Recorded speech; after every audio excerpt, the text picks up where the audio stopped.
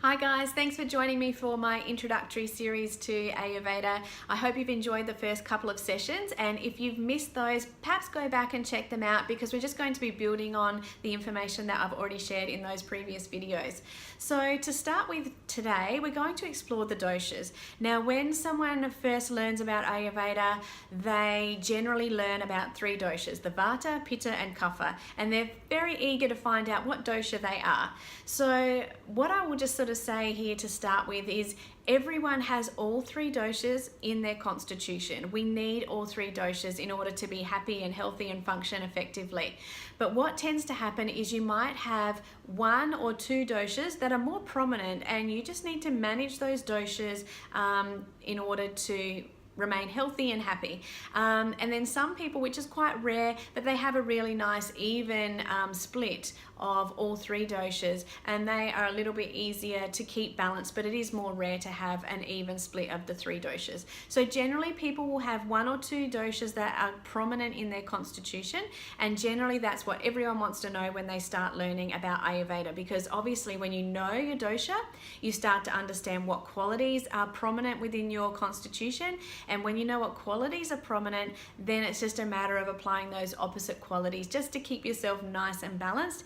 And it also means you're going to understand what are going to be the most challenging seasons for you, what are going to be the most challenging foods, activities, careers, all of those sorts of things. So you can avoid more of those items and then bring in more of the other foods and activities that are going to be more balancing and pacifying for you. So that's really why we go to so much trouble understanding our constitution.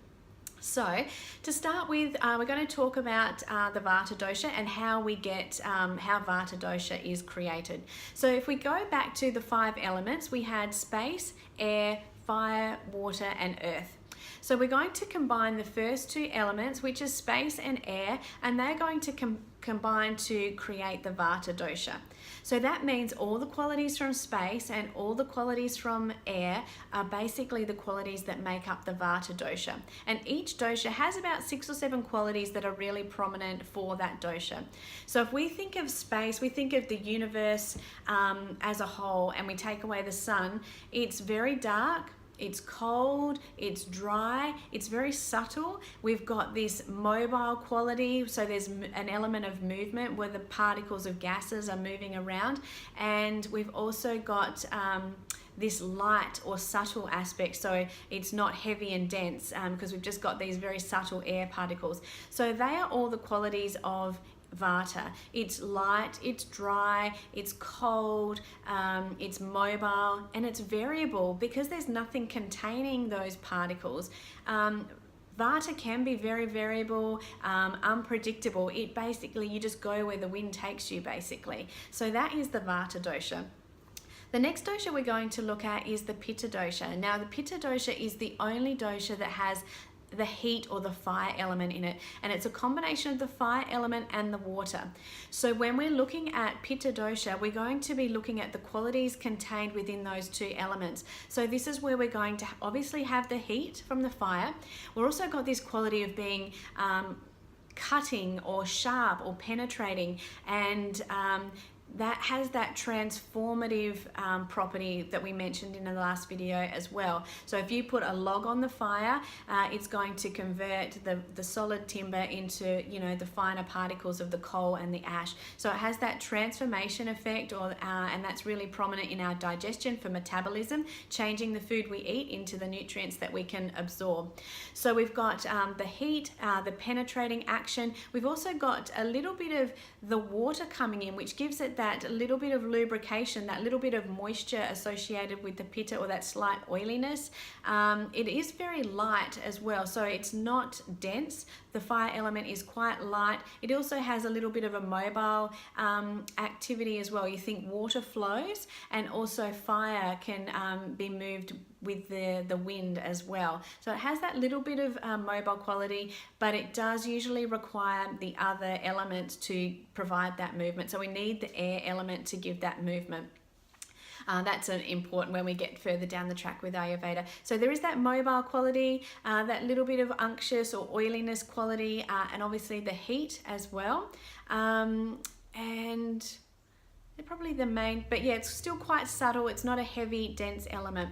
Then when we get to the Kapha dosha is the most heavy. It's the most dense. It's the most static. It doesn't actually move. It's the water and earth elements mixed together. So if you think you're mixing earth and water, you're basically getting mud, and that can be the building blocks of everything physical within our body, and it's the container. So it is the surrounding, or that allows the air to feel contained.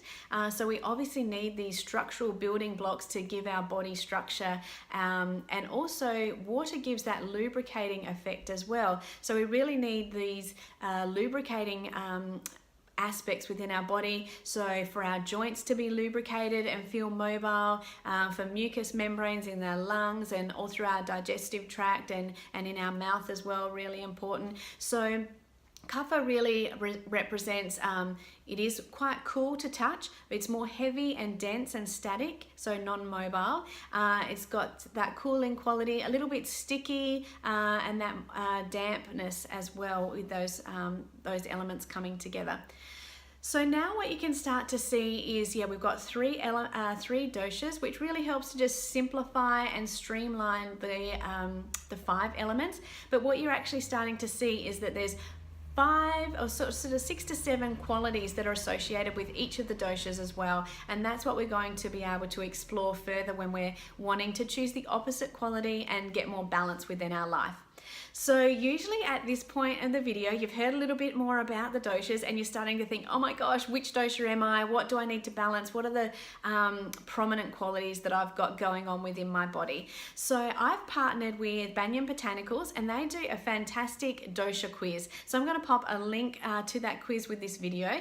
So you can go over, answer a few questions, and it gives you some great insights into what doshas are more prominent within your constitution. And the great thing about the questionnaire as well is it gives you some insights into perhaps some massage oils that might be beneficial, some herbal supplements that might be great, some digestive support that might be helpful for you.